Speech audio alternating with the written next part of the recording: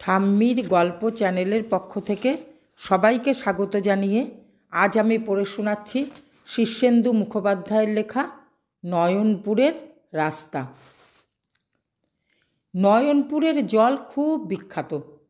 সেখানকার জল একবার পেটে গেলে কি মারমার খিদে, অনিদ্রা উধাও, গায়ে বেশ জোরবল চলে আসে, আর মেজাজটাও তিরিক্ষি থাকে না। সেই জলের লোভেই নয়নপুরে অনেকে এসে হাজির হয়। জল ভালো ঠিকই, তা বলে নয়নপুর যে খুব ভালো জায়গা তা কিন্তু নয়। চুরি, ডাকাতি, ছিনতাই ছাড়াও অন্য কিছু ব্যাপার আছে, তা লোকে প্রকাশ্যে বলতে চায় না, কিন্তু আছে। আর সেটা কানুবাবু বেশ টের পেলেন। কানুবাবু মানে হলেন গে কানাই সূত্রধর। পেট রোগা মানুষ, বেজায় অম্বলের ধাত, 12 মাস পেঁপে, কাঁচকলা, কাঁচামুগের ডাল তার পথ্যি। ভালো মন্দ খেতে বড় ভালোবাসতেন, কিন্তু এখন আর সেই সব গুরুপাক জিনিস তার খাওয়াও বারণ।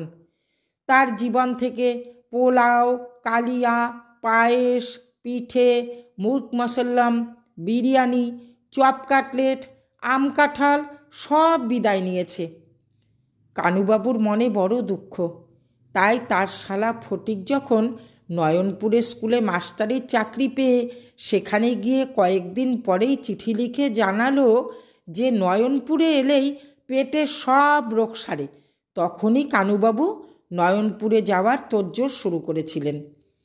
কিন্তু কদিন পরেই ফটিক চিঠি লিখল, এখন আসার দরকার নেই, এখানে অনেক বিপদ আপদ আছে। কানুবাবুর গিন্নি বেঁকে বসলেন। ও বাবা, বিপদ আপদের কথা যখন লিখেছে তখন আর ওখানে গিয়ে কাজ নেই। কানুবাবু কিন্তু দমবার পাত্র নন।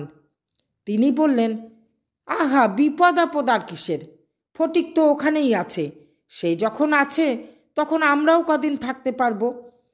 গিন্নি প্রস্তাব নস্যাৎ করে দিয়ে বললেন, কিছুতেই নয়, পেট সারাতে গিয়ে প্রাণ হারাতে পারবো না বাপু। কানুবাবু বড্ড হতাশ হয়ে পড়লেন। প্রাণ গেলে যেত, তবু তো জন্মের শোধ 2-4 পদ ভালো মন্দ খেয়ে মরতেন। এখন এরকমটাই কি বেঁচে থাকা হচ্ছে? তবে সুযোগও এসে গেল। গিন্নি কয়েকদিনের জন্য তার বাপের বাড়িতে গেলেন। কানুবাবু দেরি না করে পরদিন সকালেই নয়নপুরের উদ্দেশ্যে বেরিয়ে পড়লেন। নয়নপুর একেবারে হাতের কাছে নয়, বরং বেশ দূরেই। তার উপর সোজা রাস্তার উপর পুরনো পোল ভেঙে যাওয়ায় অনেকটা ঘুরপথ দিয়ে যেতে হলো।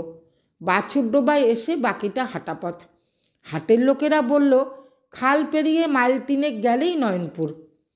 পেটে অনেকক্ষণ দানা পানি নেই। হাটে মুড়ি মুরগি কিনে গোগ্রাসে গিলে টিপকলের জল খেয়ে খানিক শান্তি হলো। তারপর বেরিয়ে পড়লেন।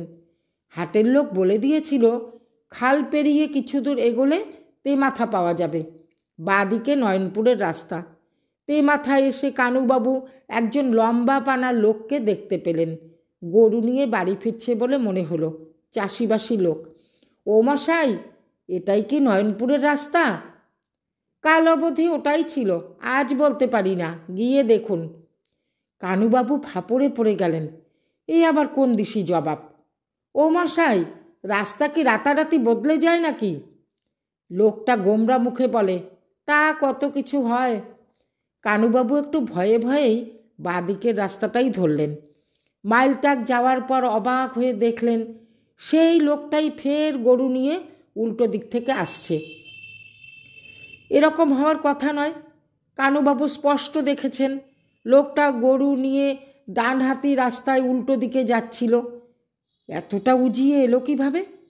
ও মশাই, এটা কি হচ্ছে বলুন তো? আপনাকে তো আমি অনেক পিছনে ফেলে এসেছি, তাহলে মুখোমুখি দেখা হচ্ছে কিভাবে?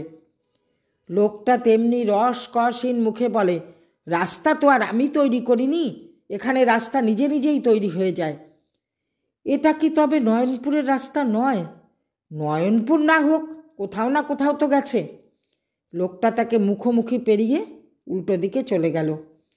আরও মাইলখানেক হাঁটলেন কানুবাবু। কোনো লোকালয় চোখে পড়ল না, কিন্তু একটা তেমাথা পেলেন। অবিকল আগেকার তেমাথার মতোই, এমনকি একটা জোড়া খেজুর গাছ দেখেছিলেন, সেটাও রয়েছে। আর কি আশ্চর্য, সেই লোকটাই তার গরুটার গলার দড়ি ধরে উল্টো দিক থেকে আসছে। ও মশাই, এটা হচ্ছেটা কি? লোকটা বিন্দুমাত্র বিস্ময় প্রকাশ না করে নির্বিকার মুখে বলে, রাস্তা উল্টে গেলে কি করা যাবে বলুন? আমি যে নয়নপুরে যাব, সন্ধে নেমে এলো যে। নয়নপুরে যেতে তো কেউ আপনাকে নিষেধ করেনি, আর সময় হলে সন্ধে নামবেই, তাতে তো কারো হাত নেই। আপনি আসলে কে মশাই? আমি একজন লোক, বলে লোকটা ফের উল্টো দিকে চলে গেল। কানুবাবু ভারী হতোদ্যম হয়ে দাঁড়িয়ে পড়লেন। বুঝতে পারলেন কোথাও একটা ভারী ধাঁধা কাজ করছে। আস্তে আস্তে যখন অন্ধকার নেমে এলো, তখন তিনি হাল ছেড়ে দিয়ে গুটি গুটি ফিরে এলেন।